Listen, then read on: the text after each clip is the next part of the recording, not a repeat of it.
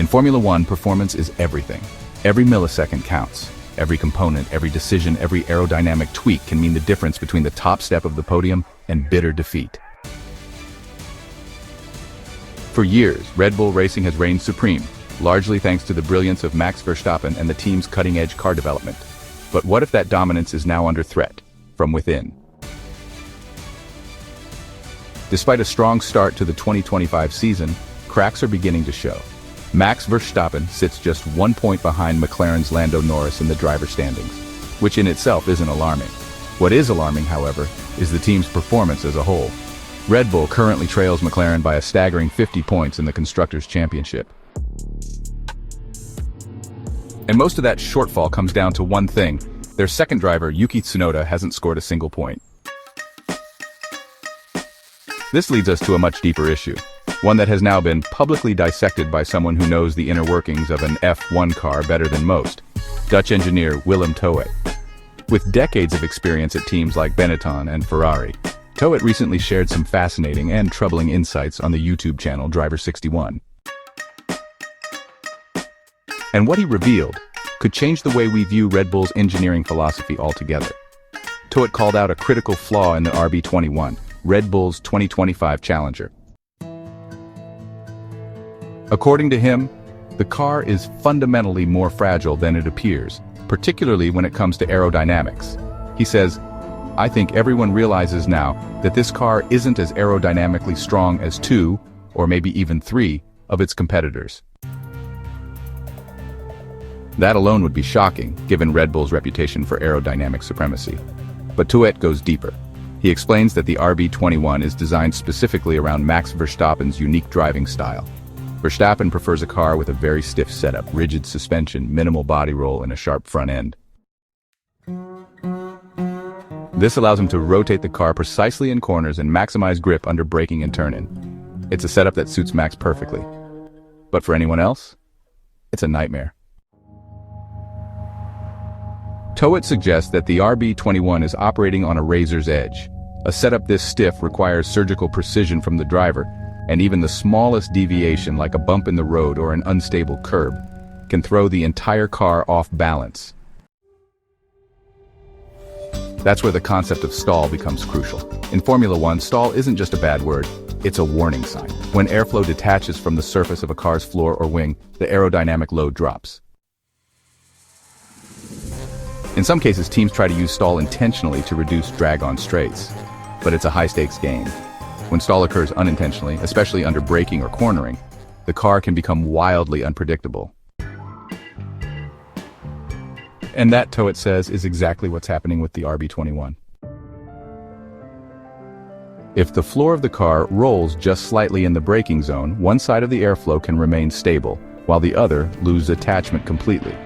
That imbalance makes the car extremely sensitive to any changes in road surface or corner approach. It becomes jittery, inconsistent, and borderline undrivable for those who can't adapt instantly. Even Verstappen himself isn't immune. Despite the car being tailored to his style, he's already begun voicing concerns. He's said publicly that the car is getting harder to drive. That admission, coming from someone who has dominated the sport so thoroughly, is telling. It means the window of performance is narrowing, and fast.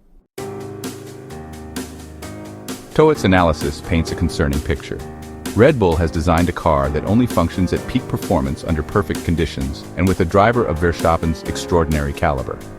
Any deviation, be it track temperature tire degradation, or an unexpected gust of wind, can push the car outside its optimal range. And when that happens, it becomes a liability. This could explain why Tsunoda has struggled so badly. It's not necessarily a question of skill, but compatibility. The RB21 isn't just difficult to drive, it's incompatible with any style that doesn't mirror Verstappen's. And in a sport where both cars contribute to the championship, that's a dangerous gamble. Meanwhile, Red Bull's rivals are gaining ground fast. McLaren, in particular, has developed a car that seems both fast and forgiving. Their setup allows both drivers to extract consistent performance, and that's reflected in the standings. When one team relies on a single superstar and another has two reliable point scorers, the math starts to work against you. There's also a psychological toll. If a driver knows their car is inconsistent, it affects confidence. They may brake earlier, turn in slower, or hesitate when it matters most. In Formula One, that hesitation is deadly. Verstappen is perhaps the best in the world at driving on the limit, but even he has limits.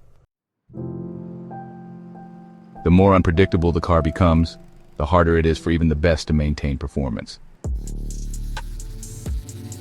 Toet's comments also raise questions about Red Bull's engineering philosophy. Have they gone too far in pursuit of perfection? In trying to squeeze every last drop of performance from Max, did they create a machine that's too specialized? Too sensitive? The RB21 may be a masterpiece of precision engineering, but it's also proving to be brittle.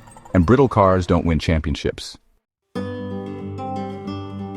They might win races, sure, but titles require consistency, adaptability, and reliability. All things that Red Bull seems to be losing. So what happens next? Red Bull now faces a difficult decision. Do they continue to double down on a concept that only works for one man? Or do they broaden their setup philosophy to create a more stable, versatile car? One that may be slightly less optimal for Max, but far more usable for a second driver? Because here's the hard truth. You can't win the Constructors Championship with one car. And unless Red Bull finds a way to unlock the RB21 for both drivers, McLaren could run away with it. Toet's revelation is more than just technical analysis. It's a warning shot. Even the best teams in the world can be undone by their own brilliance if they ignore the signs. Red Bull might be facing that exact scenario. The next few races will be critical. Can they adapt? Can they engineer around the stall issue? Can they give Tsunoda a car he can actually race? Or will the RB21 become a symbol of over-optimization? A machine that dazzled in the wind tunnel but faltered on the track? One thing is clear, in Formula One, you're only as good as your weakest link. And right now, Red Bull's hidden flaw is no longer a